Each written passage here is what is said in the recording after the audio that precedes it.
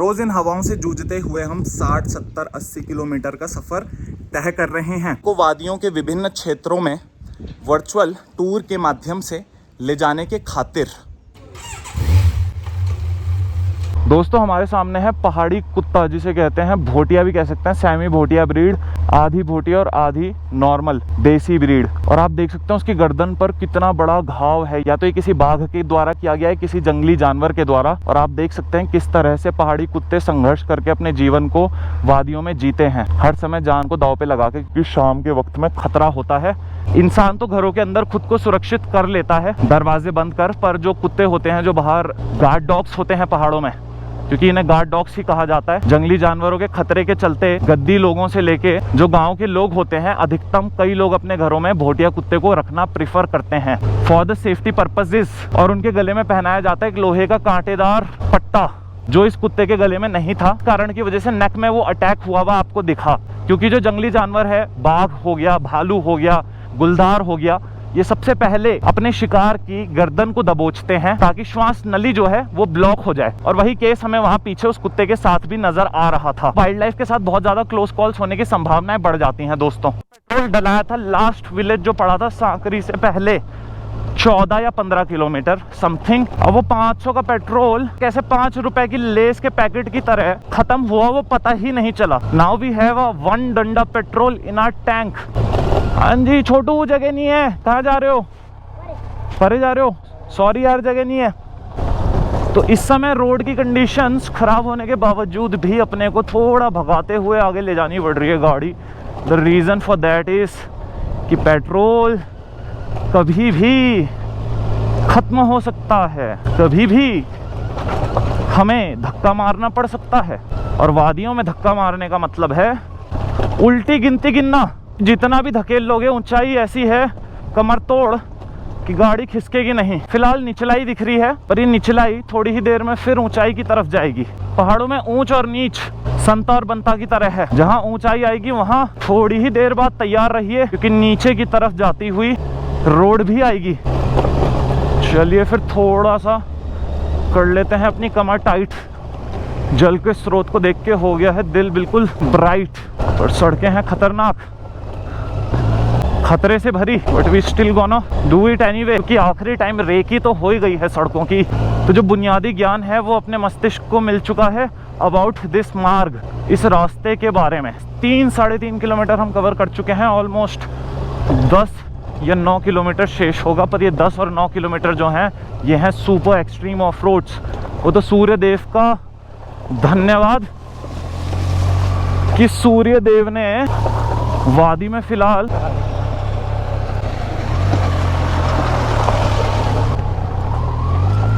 ठीक है, यहाँ पर थोड़ा असमंजस हो गया था। मैंने हैंड जेस्चर करके भाई को इशारा दिया कि मैं इधर की तरफ हो जाता हूँ।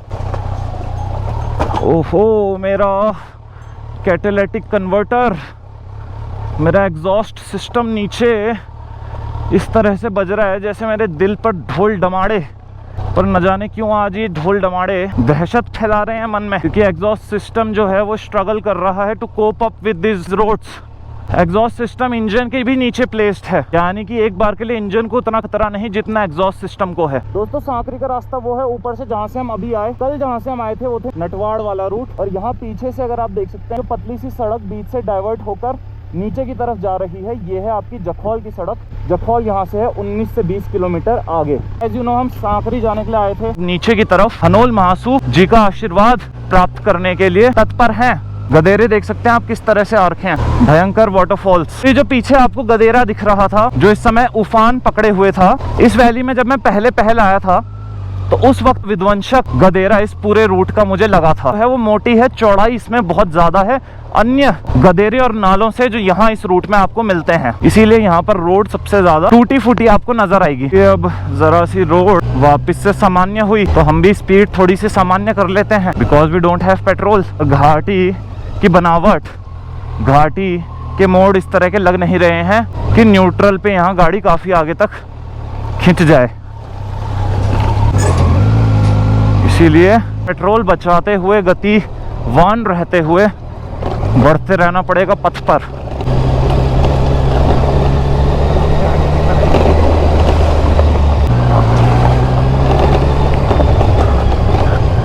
एक बार भी मौका मिल जाए किसी सड़क में चलाने का तो अगली बार अनुमान थोड़ा बैठता ही बैठता है। द रीजन इज गाड़ी में मोड़ों का अंदाज और हाथ सज जाता है, पता होता है हैंडल कितना काटना है और कहां पर।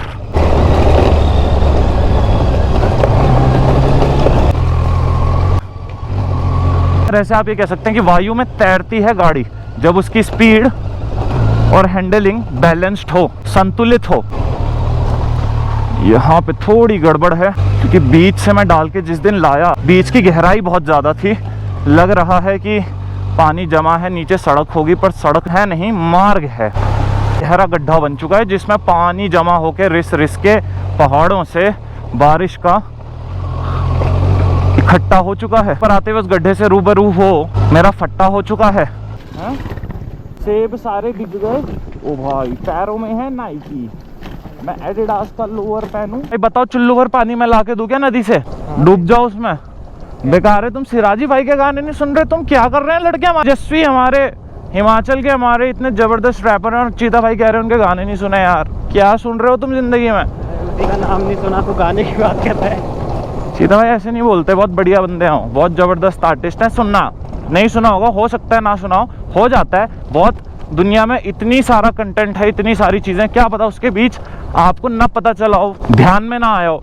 पर सुनना सिराजी भाई को, जिस दिन सुनोगे ना आप, चुल्लू भर पानी लाओगे पर उसमें डुबकी नहीं मारोगे, उससे अपना मुंह धोके बिल्कुल तरोताजा हो जाओगे। अब सिराजी भाई के गाने सुन के तुम सीधा पहुंच जाओगे रोहतांग पास बिना ब्रेक लगे रास्ते में। है देखो, प्रदेश की हवा ठंडी, प्रदेश के फल भी ठंडे, सेब खाओ सेब में ठंडक। ये है बात वादी की और घाटी में चलते पानी का एहसास। घाटी का एक अपना संगीत है, अपना गीत है, रीत अपनी है, अपनी बीट है।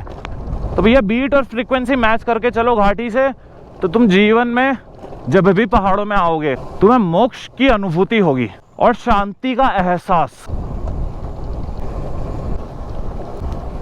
चलिए मोमेंटम को जारी रखें। आज बारिश जैसी रुकावटें भी हमारे मार्ग में नहीं है, कोनों कोनों से निकल रहे हैं जैसे कि होंगे कोई डर्ट राइडर। बट डर्ट में ना मिल जाए, जब तक लिखी है सांसें तब तक चलते जाएं। यह है पूरा सेब का बगीचा दोस्तों, आगे से लेके पीछे तक।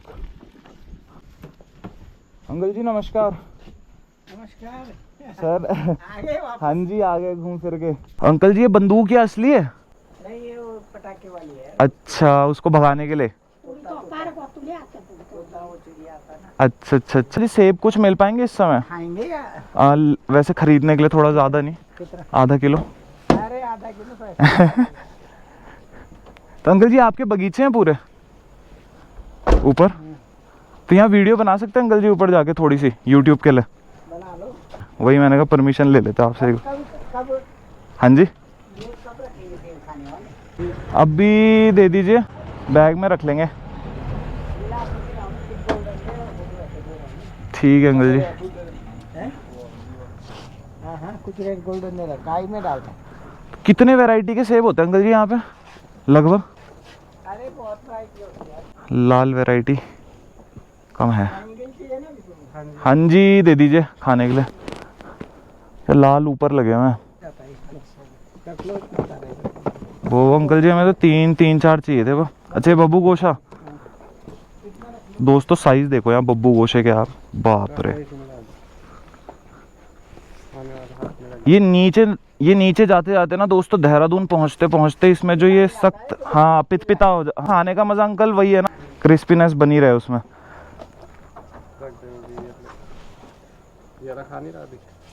तो ये सेब भी दोस्तों नीचे जाते जाते क्या होता है ना, ये एक्चुअली में फल हैं ठंडे इलाकों के।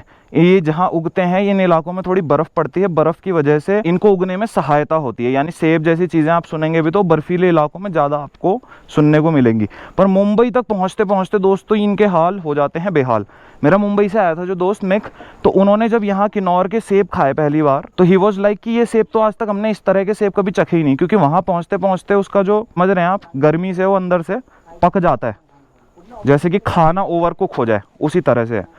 यहाँ पर अगर आप देख सकते हैं तो आप इसे अभी दबाएंगे भी तो ये दबेगा नहीं, सख्त है, तो सख्त रहना जरूरी है। वैसे पक के भी कई लोगों को पसंद आता है, लेकिन पकने से वो फिर कंटेमिनेशन का चांसेस ज़्यादा होते हैं, कीड़े लगने के चांसेस ज़्यादा होते हैं। ये है चक्कर दोस्तों। फिलहाल अंकल जी ने हमें परमिशन दे दी है, ऊपर उनके पूरे सेब के बागान हैं, तो ऊपर जाके एक बार देखते हैं, थोड़ा सा हल्का भ्रमण करते हैं, आपको दिखाते हैं खूबसूरत नज़ारे। अंकल जी इस गांव का नाम क्या है, ये क्षेत्र का? ये नेटवाड़ एरिया। नटवाड़ में लग गया, इसको वहाँ रख दो यार। तो दोस्तों बेसिकली नटवाड़ जो है ना, वो यहाँ से अभी 8 किलोमीटर नीचे गांव होगा, पर ये, हाँ जी 4 किलोमीटर, ये प्रगति नगर है यहाँ का। प्रगति नगर, ठीक है। तो ये रेंज नटवाड़ से लगती हुई है, ऊपर की तरफ आती हुई ना, उसके बीच में सांकरी और नटवाड़ इन रूट, उस रोड के बीच में, मार्ग के बीच में ये गांव पड़ता है। यहाँ पर अगर आप देखेंगे तो अधिकतम जो लोगों ने खेती करी हुई है, जो कृषि यहाँ पर है, वो ज़्यादातर सेबों की और बब्बू गोशा बहुत प्रचुर मात्रा में आपको देखने के लिए मिलेंगे। दोस्तों वी आर लकी इनफ, ये रोज़मर्रा की जीवन में तो हमें देखने वाला टॉपिक है नहीं। देहरादून में लीची और आम होते थे, फिलहाल हमारे खेत में 2-4 पेड़ वृक्ष बचे हुए हैं, आसपास तो लोगों ने सीमेंटेड कर दिया है पूरा सिस्टम। बीच से होगा मेरे ख्याल से, है इधर से।